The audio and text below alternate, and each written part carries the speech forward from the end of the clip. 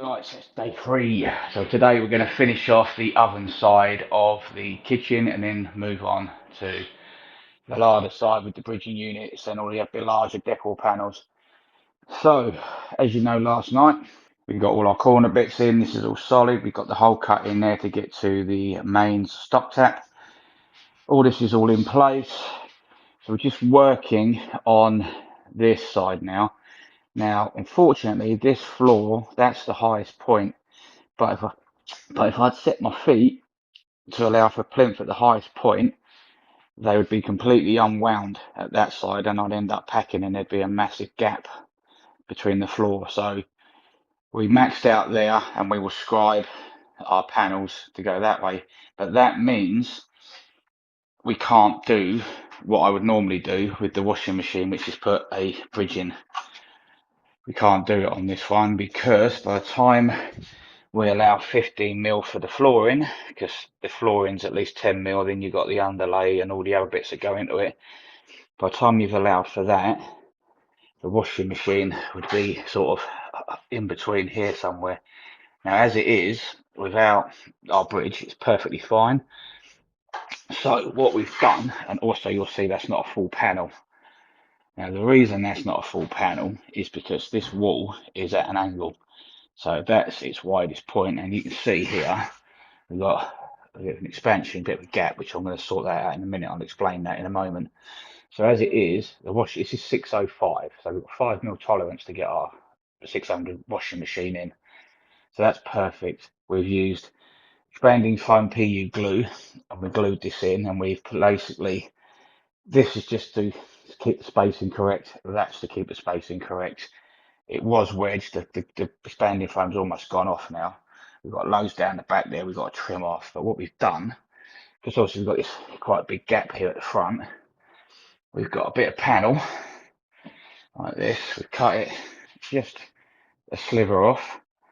And then what we've done, we've carefully planed it from thin at that end to thick. And that, hopefully, will sit in there absolutely beautifully, like a glove. Just give that a little push. And that, like they say, is that. It needs a little trim there, which we can do with the multi-tool. But that is a job in town, and just finishes that off absolutely beautifully. So we will pump some more expanding foam down that gap to help glue that in. There's plenty behind this, so it ain't going to go nowhere. We just need to give it a few tweaks. And it's on my line here because I've squared it across all of our panels here, so we know that's dead in line. So yeah, that's how we're doing that. And then this will then help support the stone, and so will that. So there's more than enough stone support there now as well. But you can see how bad it is because we've got that gap there and it's touching there. So you can actually, if you can see it, the wall sort of sweeps in there at the end. So there's plenty of room to get the machine in. So even at the widest point of my batten there, we are 610. So there's plenty of room there. And off that piece there, we're 605, which is what we set the front to. So the front is also, right, you can't really see it, but it is 605 because it's got the clamps in the way. So we've got 5mm tolerance at the front, and we've got plenty of room at the back. So this will work well. Once that's glued, it ain't going nowhere. Plus the weight of the stone sitting on it. Obviously, we're not going to be able to undermine that doing the flooring, but that's not a major issue. It's a minor issue. But yeah, so that's how we've got over that piece. So basically this side is done. We just got to have another tidy up because we've got a bit of dust when we're mucking about. So we've got to clean the runners out and just run the hoover around, which Ricky will do momentarily. And then that's this side done, basically. There's no wall units. We've got to play around with that extractor fan next, actually, now I'm thinking about it. Vicky's gone round and thrown some more filler on the walls. You can see these darker patches just to try and tidy up the walls a little bit more.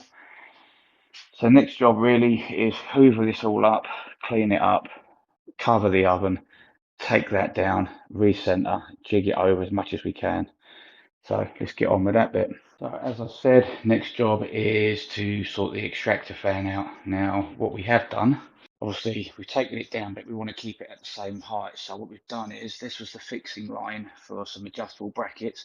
So we just level lined it through. We've then measured from decor panel here to decor panel there, found the centre, done a centre line, and then we've measured these centres and remarked them. So that will be, sorry, this will be our new fixing points, these two lines. And obviously now we can see that that's our centre. We can now see how far over we need to move our ducting. Luckily, the power point's pretty much in a good place. That will almost be just off centre, so that's great. Obviously we've got a support brace there for the timber lintel. That's on there for the ceiling line, so that's going to have to be careful. So we're just going to chip out that area enough just to bring that in line so that it will go back on, and then we can start making good the hole. And obviously then we've done, put cardboard over the oven, and then we take like a ramp, so any debris that we chip out will fall down there. It won't go behind the oven, all the units, it'll all sit on top of the boxing, and it keeps it all nice and tidy.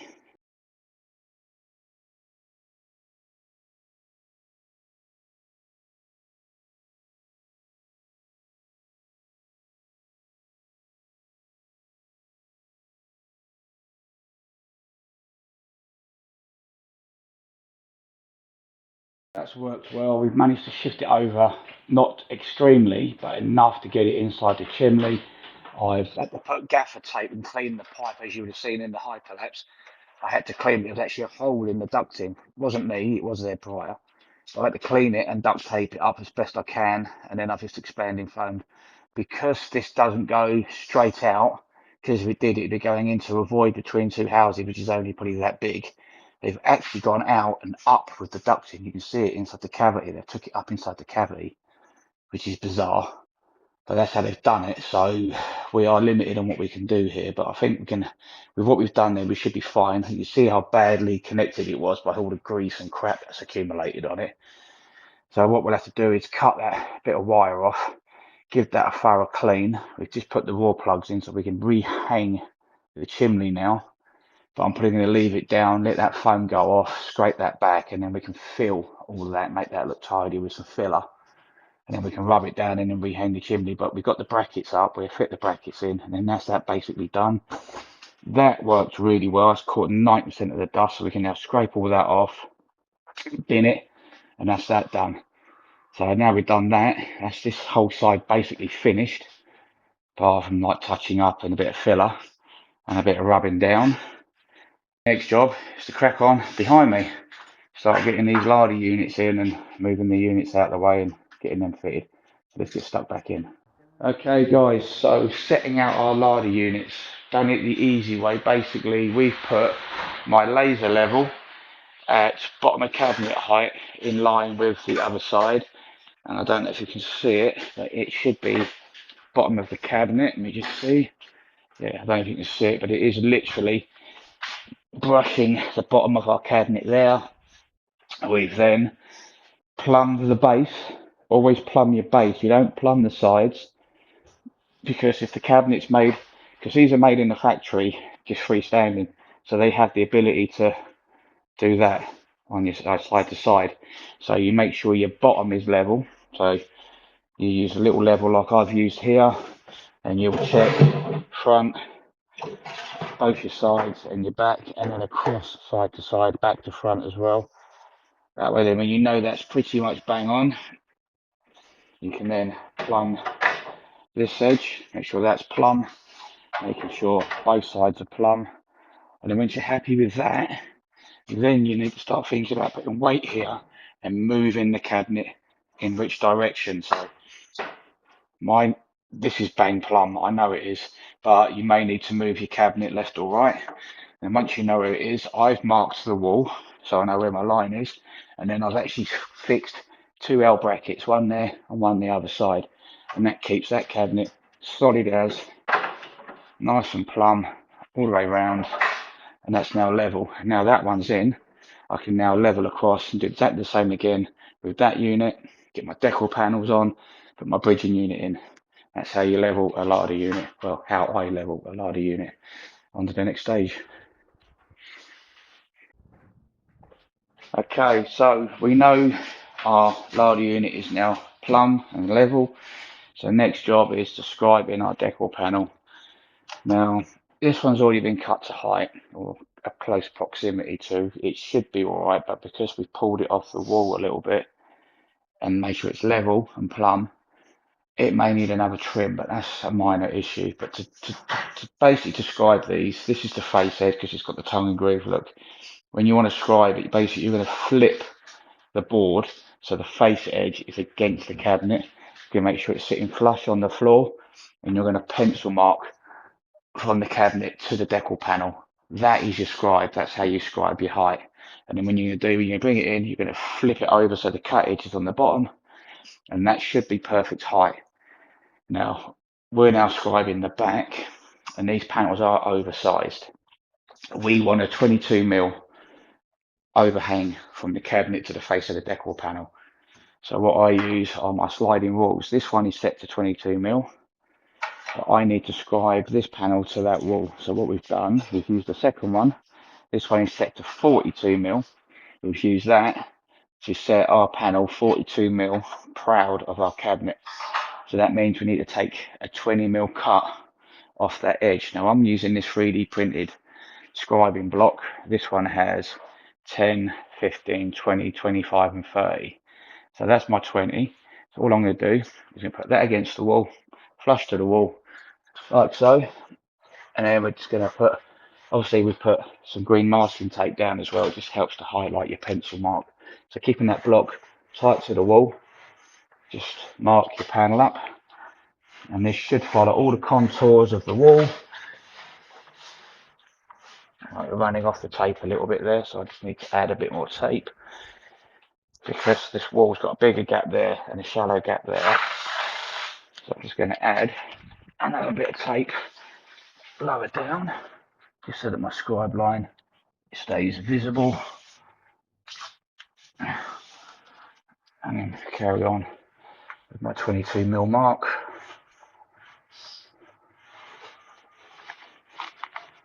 As it gets down here, it gets a bit messy, but I'm not too concerned because obviously we're going to chip this away at some point, and we're going to be putting a new bit of skirting in there.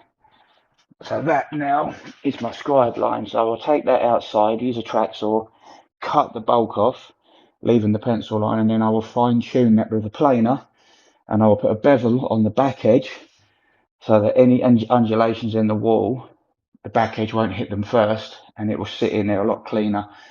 So let's go get that cut.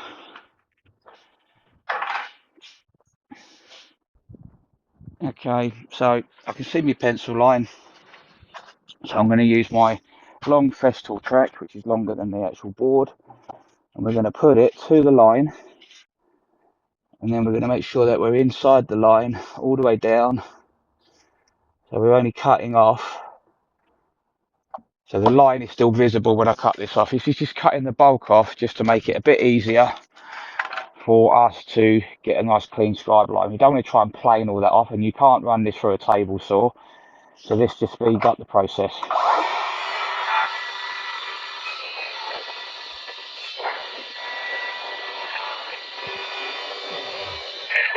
Okay.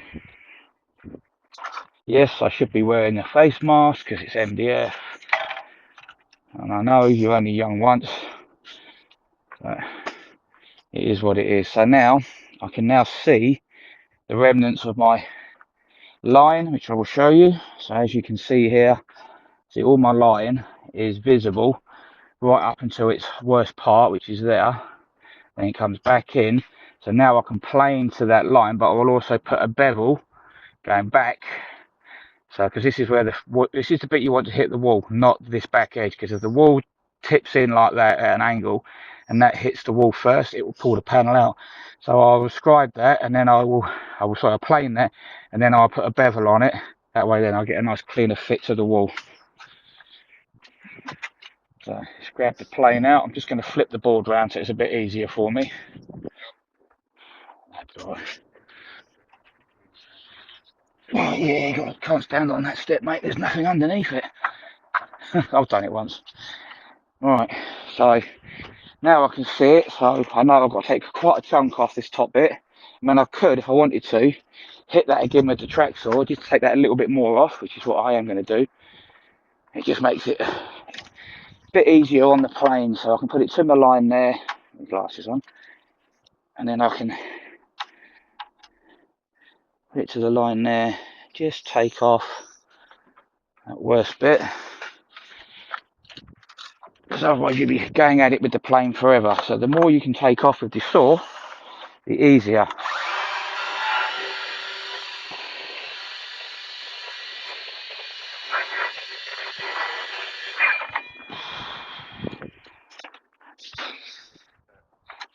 Sorry, and you put something under it.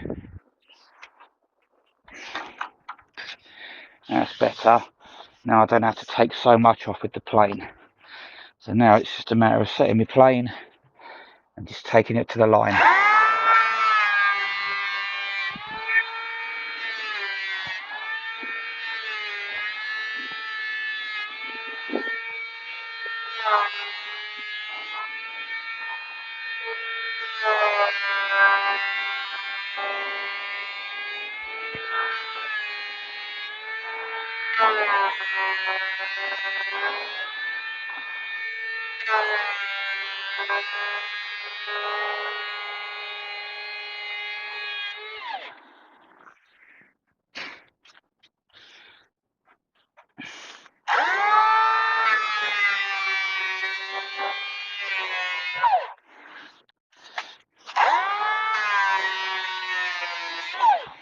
And then once I'm happy, I'll set it on a nice big chunk off. On the plane I've got, it's got a V notch there, which I can then locate on the corner of the board.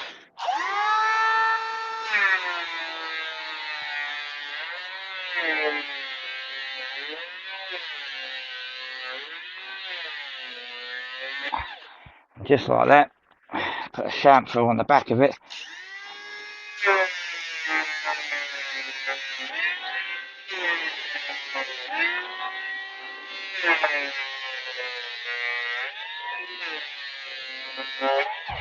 Beautiful. Obviously I've got to do a little bit here with a jigsaw, which I'm not too concerned about, because obviously it will never actually be seen because it's going to be hidden by skirting. Okay, so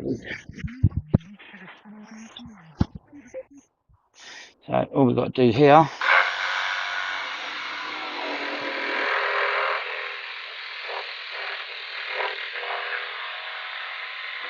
just notch that bit out, because there's a big chunk on the wall there that we've got to do something with later, and then hopefully that should go straight in, he says.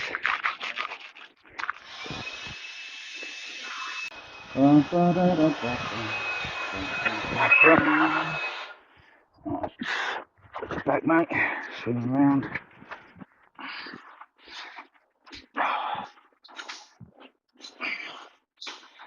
With a bit of luck, this is going to go straight in.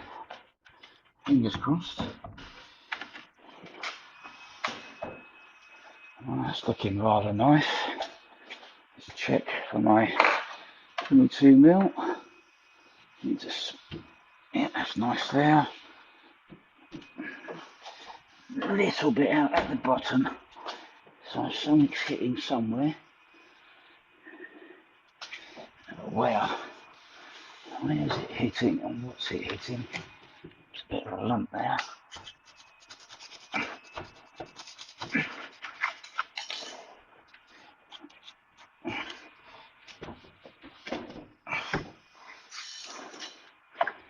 Oh, I like that. I like that a lot. It just needs a very fine trim. Where? Just here. Needs a little bit more off. And then that'll bring that in. And the bottom needs a little bit off. Okay. No problem. Just clamp that. So that is all perfect. It's literally probably needs a millimetre off just down this section and a couple of mil off the bottom to get that to sit absolutely perfect. So just trim it up and away you go. Okay, so you may have guessed I made a mistake on the video and I didn't actually record this part. But what I was trying to explain is this is how I put the bridging units in. As you can see, there are white blocks on the top of the cabinet here, and that is held down with 50mm screws screwed into the side panels of the cabinet. You can then lift the cabinet up into place in between the two larder units, and those white blocks will act as supports to help hold it all in place. You can then secure it in with 4 screws either side once you're happy with its final location and your doors are nice and flush with the front of your decor panels. So things are progressing nicely. As you can see behind me, Vicky has now filled and cut the expanding foam back around the ducting pipe, so that looks a bit neater. That'll be rubbed down tomorrow and we'll throw the chimney back in. So we've got all our larders in now, decor panels on both sides of that one. I know I said earlier I don't like having breaks in the plinth line, but at the same time you've only got 2.8 in way of lengths of plinth, and from that point to the end of the wall base units will be 3 meters, so we'd have a break in there anyway. So I don't like that. So rather than have a joint in the plinth, which if the floors are all open, which they are here, they're not brilliant.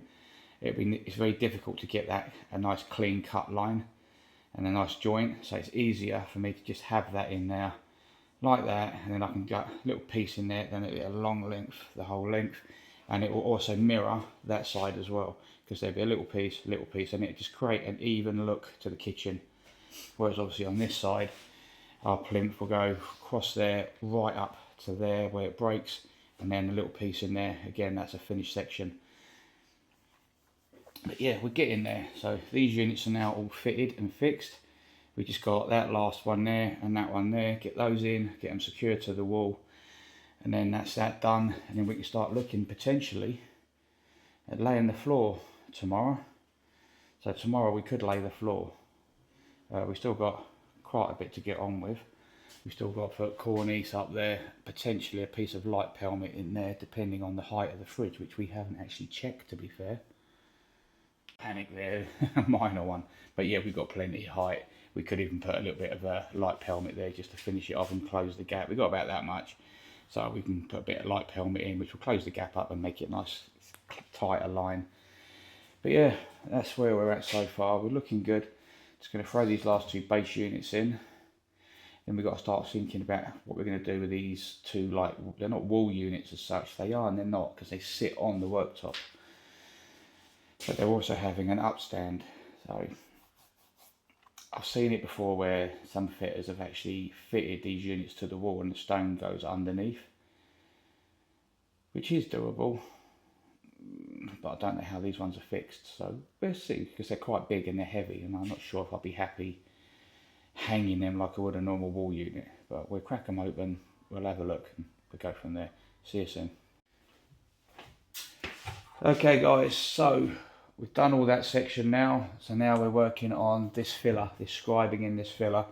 Now this one already comes with 2 lengths of filler panel. This width, they're exactly that width, both pieces. One is the return to help you fix it to the unit, and the other one is for the scribing of the actual gap. Now, easiest way to do this, now I use numerous different types of jig, but at this particular instance I'm using the Scribe jig, which is a kit.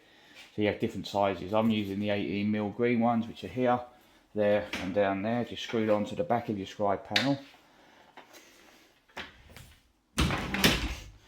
And all you're going to do, the offcut that you've cut, because you've cut the height, that offcut piece is what you'll be scribing with. So you're literally going to be using that, and this is going to scribe your distance.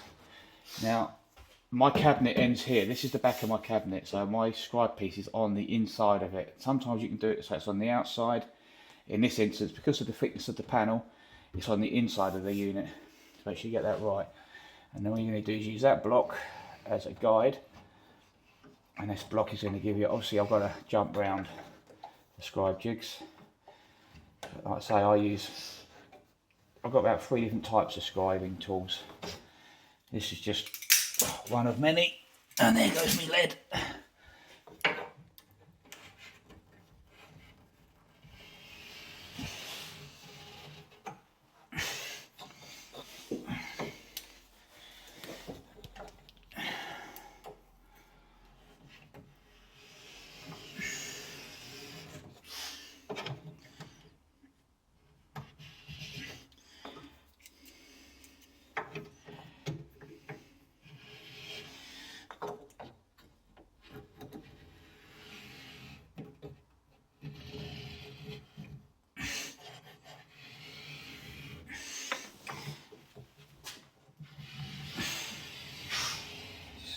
checking everything, making sure all my lines are good.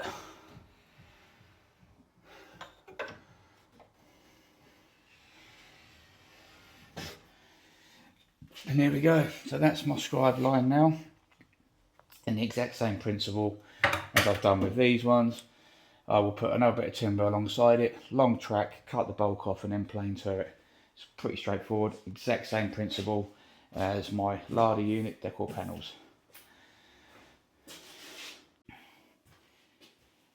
Okay, so we've now got that scribed, we've got our chamfer on the back, it's been test fitted.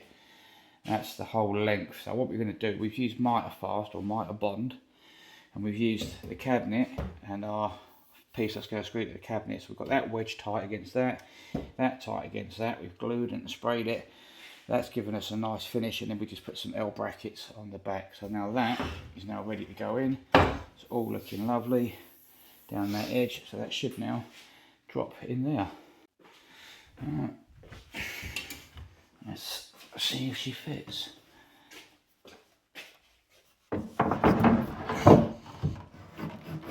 Beautiful.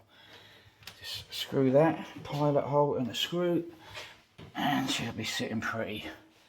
Absolutely beautiful.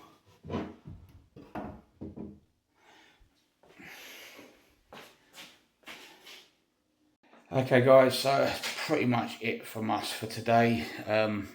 It's only 2:30, but I don't want to start doing the floor this late in the day. I'd rather have a fresh start, whip the doors off, lay the floor. I've got to pick up some sort of fresh old bar with a ramp on it for where it goes through the doorway. Yeah,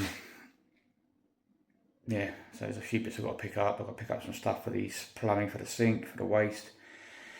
New extension hose for the washing machine and a join. There's a few bits and pieces I've got to pick up to get things done. But yeah, if we get the floor down tomorrow, we can get the washing machine and the dishwasher in as well. And Monday we can finish all the tweaksy little bits. So this is where we got to. Done well today.